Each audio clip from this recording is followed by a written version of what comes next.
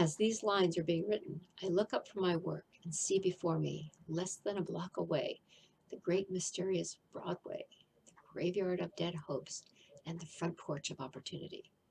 From all over the world, people have come to Broadway seeking fame, fortune, power, love, or whatever it is that human beings call success. Once in a great while, someone steps out from the long procession of seekers, and the world hears that another person has mastered Broadway.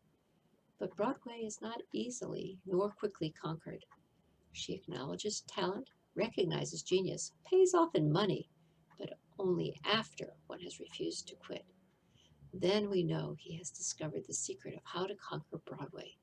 The secret is always inseparably attached to one word: persistence. The secret is told in the struggle of Fanny Hurst, whose persistence conquered the Great White Way. She came to New York in 1915 to convert writing to riches. The conversion did not come quickly, but it came.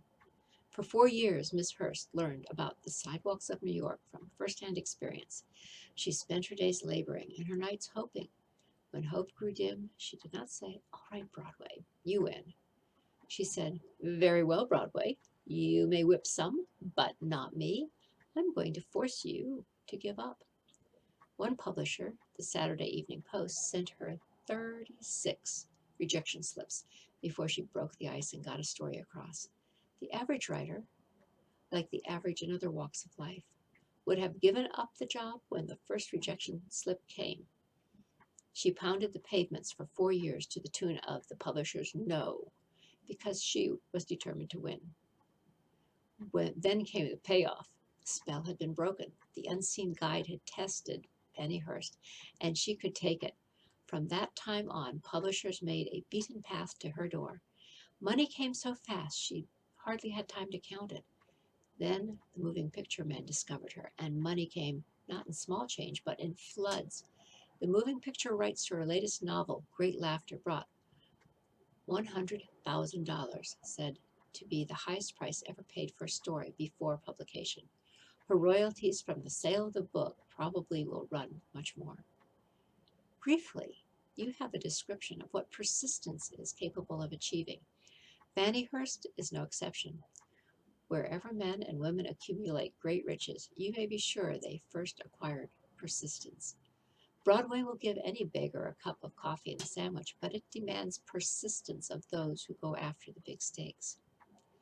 Kate Smith will say amen when she reads this.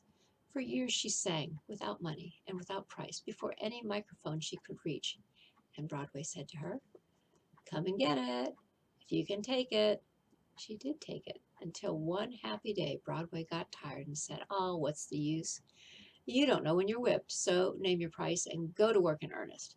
Miss Smith named her price.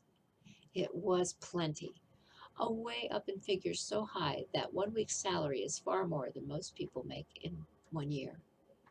Verily, it pays to be persistent. And there is a very encouraging statement which carries with it a suggestion of great significance. Thousands of singers who excel Kate Smith are walking up and down Broadway looking for a break without success. Countless others have come and gone. Many of them sang well enough, but they failed to make the grade because they lacked the courage to keep on keeping on until Broadway became tired of turning them away. Persistence is a state of mind. Therefore, it can be cultivated. Like all states of mind, persistence is based upon definite causes. Among these, A, definiteness of purpose. Knowing what one wants is the first and perhaps most important step towards the development of persistence. A strong motive forces one to surmount many difficulties. B, desire. It is comparatively easy to acquire and to maintain persistence in pursuing the object of intense desire. C, self-reliance. Belief in one's ability to carry out a plan encourages one to follow the plan through with persistence. Self-reliance can be developed through the principle described in the chapter on autosuggestion. D, definiteness of plans. Organized plans, even though they may be weak and entirely impractical, encourage persistence. E, accurate knowledge. Knowing that one's plans are sound, based upon experience or observation encourages persistence. Guessing instead of knowing destroys persistence. F. Cooperation. Sympathy, understanding, and harmonious cooperation with others tend to develop persistence. G. Willpower. The habit of concentrating one's thoughts upon the building of plans for the attainment of a definite purpose leads to persistence. H. Habit. Persistence is the direct result of habit. The mind absorbs and becomes a part of the daily experiences upon which it feeds.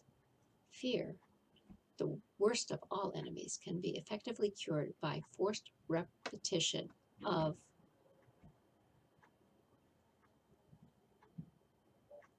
this book has a weird thing in it. Basically, it says, fear, the worst of all enemies, can be effectively cured by forced repetition of thoughts of courage. Everyone who has seen active service in war knows this. H. Habit. Persistence is the direct result of habit. The mind absorbs and becomes a part of the daily experiences upon which it feeds. Fear, the worst of all enemies, can be effectively cured by forced repetition of acts of courage. Everyone who has seen active service in war knows this. Before leaving the subject of persistence, take inventory of yourself and determine in what particular, if any way, you are lacking in this essential quality. Measure yourself courageously, point by point, and see how many of the 8 factors of persistence you lack. The analysis may lead to discoveries that will give you a new grip on yourself. Symptoms of lack of persistence. Here you will find the real enemies which stand between you and noteworthy achievement. Here you will find not only the symptoms indicating weakness of persistence, but also the deeply seated subconscious causes of this weakness. Study the list carefully and face yourself squarely if you really wish to know who you are and what you are capable of doing. These are the weaknesses which must be mastered by all who accumulate riches. 1. Failure to recognize and clearly define what one wants. 2. Procrastination, with or without cause, usually backed up with a formidable array of alibis and excuses. 3. Lack of interest in acquiring specialized knowledge. 4. Indecision, the habit of passing the buck on all occasions instead of facing issues squarely, also backed by alibis. 5. The habit of relying upon alibis instead of creating definite plans for the solution of problems. 6. Self-satisfaction. There is but little remedy for this affliction, and no hope for those who suffer from it. 7. Indifference, usually reflected in one's readiness to compromise on all occasions rather than meet opposition and fight it. 8. The habit of blaming others for one's mistakes and accepting unfavorable circumstances as being unavoidable.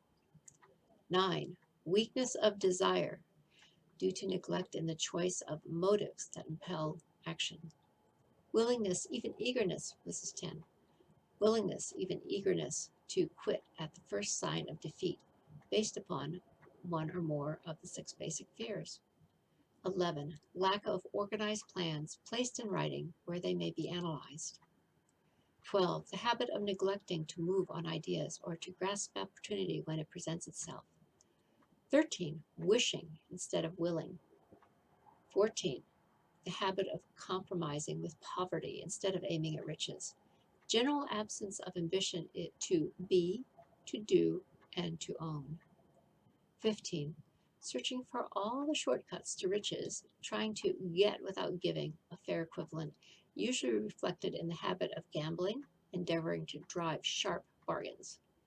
16. Fear of criticism.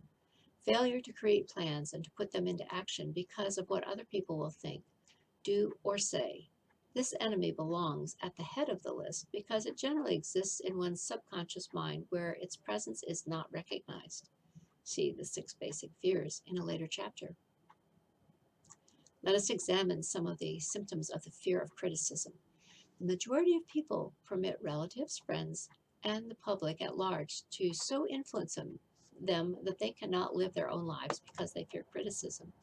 A huge number of people make mistakes in marriage, stand by the bargain, and go through life miserable and unhappy because they fear criticism, which may follow if they correct the mistake. Anyone who is submitted to this form of fear knows the irreparable damage it does by destroying ambition, self-reliance, and the desire to achieve. Millions of people neglect to acquire belated educations after having left school because they fear criticism.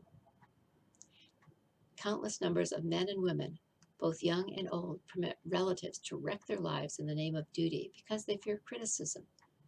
Duty does not require any person to submit to the destruction of his personal ambitions and the right to live his own life in his own way. People refuse to take chances in business because they fear the criticism which may follow if they fail. The fear of criticism in such cases is stronger than the desire for success. Too many people refuse to set high goals for themselves or even neglect selecting a career because they fear the criticism of relatives and friends who may say, "Don't aim so high, people will think you are crazy." When Andrew Carnegie suggested that I devote 20 years to the organization of a philosophy of individual achievement, my first impulse of thought was fear of what people might say. The suggestion set up a goal for me far out of proportion to any I had ever conceived. As quick as a flash, my mind began to create alibis and excuses, all of them traceable to the inherent fear of criticism. Something inside of me said, "You can't do it. The job is too big and requires too much time. What will your relatives think of you? How will you earn a living? No one has ever organized a philosophy of success. What right have you to believe you can do it? Who are you anyway to aim so high? Remember your humble birth? What do you know about philosophy? People will think you are crazy." And they did. Why hasn't some other person done this before now? These and many other questions flashed into my mind and demanded attention. It seemed as if the whole world had suddenly turned its attention to me and the purpose of ridiculing me into giving up all desire to carry out Mr. Carnegie's suggestion. I had a fine opportunity then and there to kill off ambition before it gained control of me.